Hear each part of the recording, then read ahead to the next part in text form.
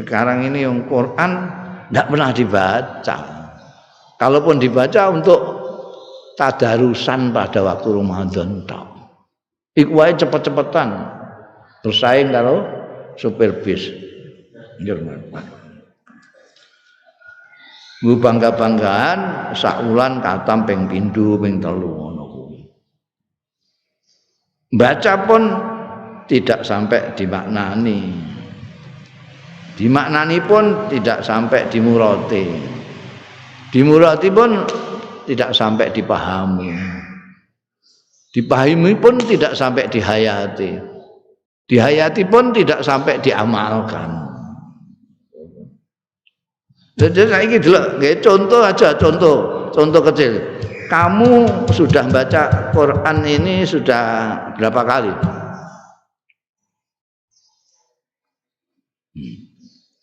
Berapa kali? Wah, nggak hitung.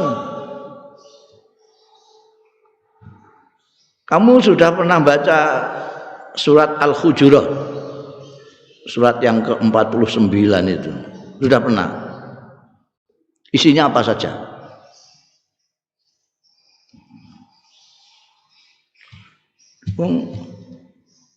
Yasin aja orang membaca paling kerep itu Yasin. Itu aja nek ana kematian paling cepat malam Jumat gitu. Surat Kahfi juga gitu. Dan itu tanpa menelaah mutalaah maknanya tidak ada. Saya itu kepengen menganjurkan surat Hujurat itu dibaca setiap hari, dipahami betul. Di sana ada ayat-ayat yang luar biasa untuk kepentingan kita di dalam pergaulan sosial. Tidak pernah dibaca. Ada di sana, ya ayyuhan nas inna khalaqnakum min dzakarin wa unsa wa ja'alnakum syu'uban wa qabaila lita'arafu. Itu di sini surat Hujurat. Inna akramakum indallahi atqakum. Di sana ada la yaskhar qaumun min qaumin.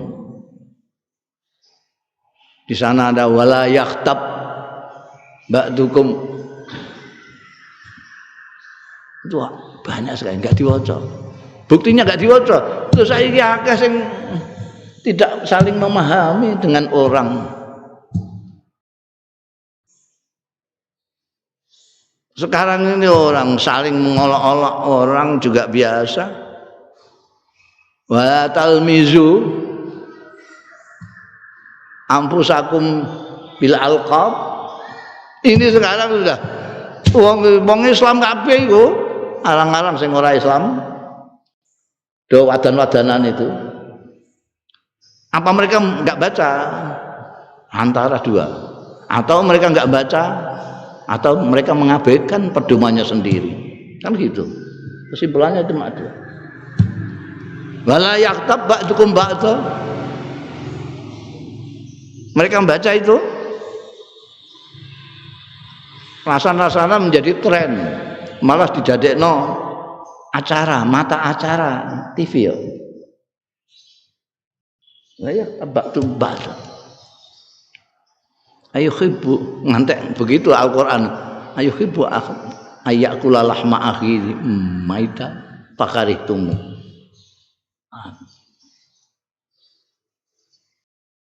Suudzon inna ba'dadzon itu enggak dibaca.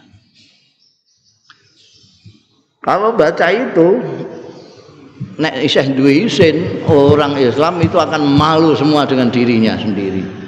Karena mereka selalu mengatakan bahwa Al-Qur'an adalah pedomannya, tapi mereka mengatakan pedomanku adalah Al-Qur'an. Bahkan menganjurkan orang supaya kembali ke Quran. Tapi kelakuannya sama sekali tidak nempel isinya Al-Qur'an. Lalu apa bedanya orang yang punya Quran dengan yang tidak punya Quran?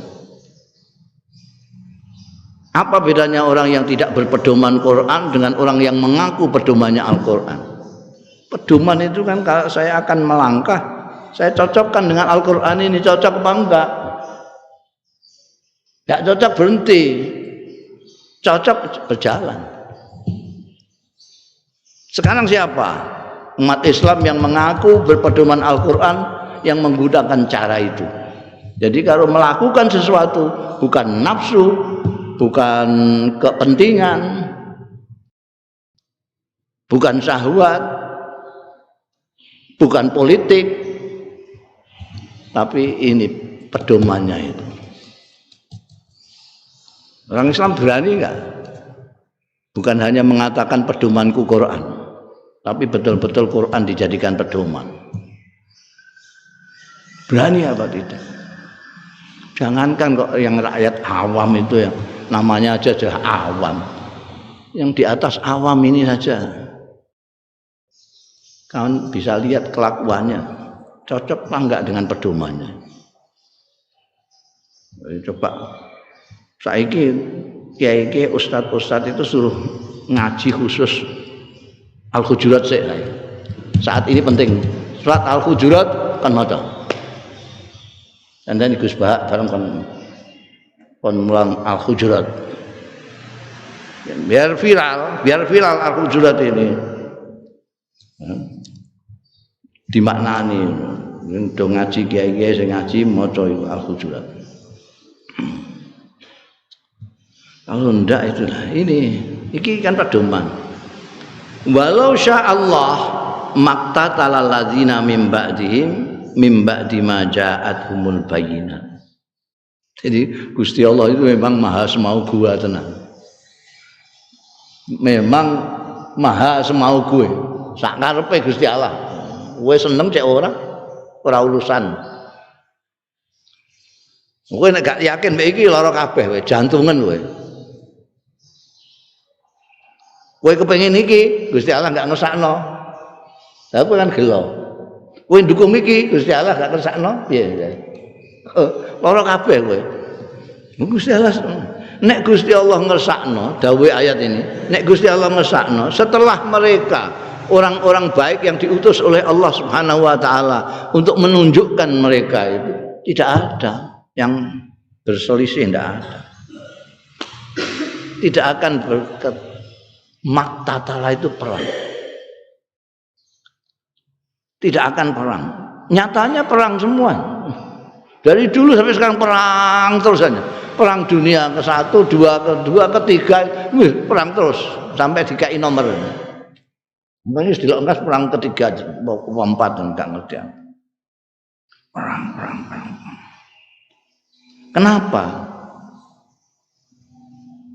Padahal sudah mimba dihim itu setelah kedatangan utusan. Utusan semua itu utusan dari Allah Subhanahu wa taala. Mulai Nabi Adam, Nabi Nuh, Nabi Musa, Nabi Isa, Nabi Muhammad sallallahu alaihi wasallam, semuanya Allah yang utus. Jadi ajarannya sama baiknya, tidak ada yang buruk. Tapi kenapa lalu berbeda-beda? Mimba dihim. Kenapa? Setelah ja'at humul bayyinat, penjelasan-penjelasan dari rasul-rasul itu bukan hanya penjelasan para utusan itu saja, tapi dikuati dengan kitab dari Allah Subhanahu wa taala.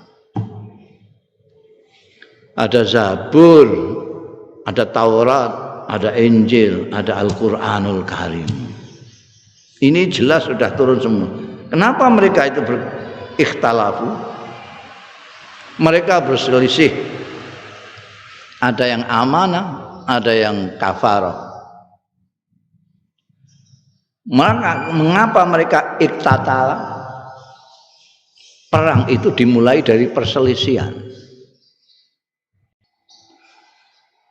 Karena perselisihan yang berkepanjangan menjadi makin tajam, akhirnya pakai fisik, akhirnya perang. Perang-perang itu bermula dari perselisihan. Adu cangkem saya asal. Adu cangkem. Nemene perang. Iktatalu sakwise ikhtalafu.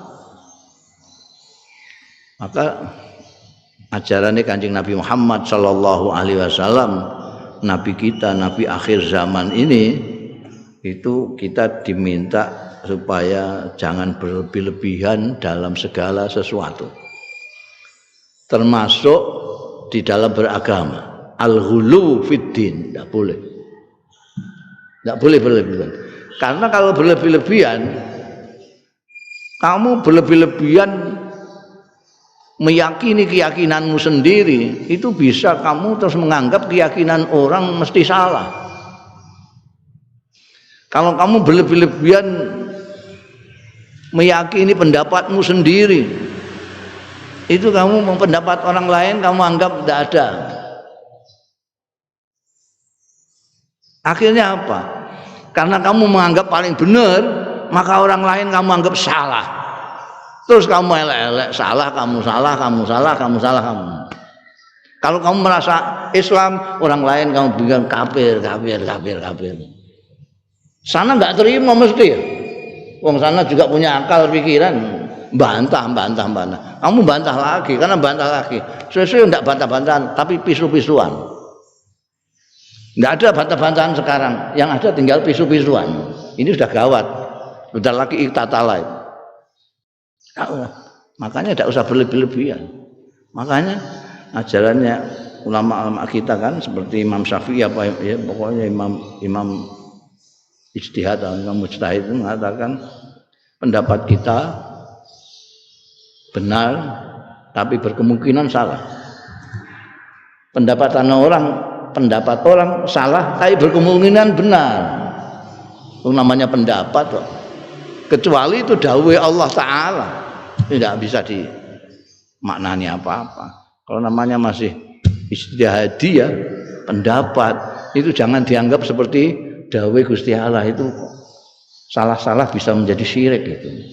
Kalau kita menganggap pendapat kita mutlak benar, itu berarti kita menyamakan dengan Allah Subhanahu wa taala. Karena yang mutlak benar hanya Allah Ta'ala.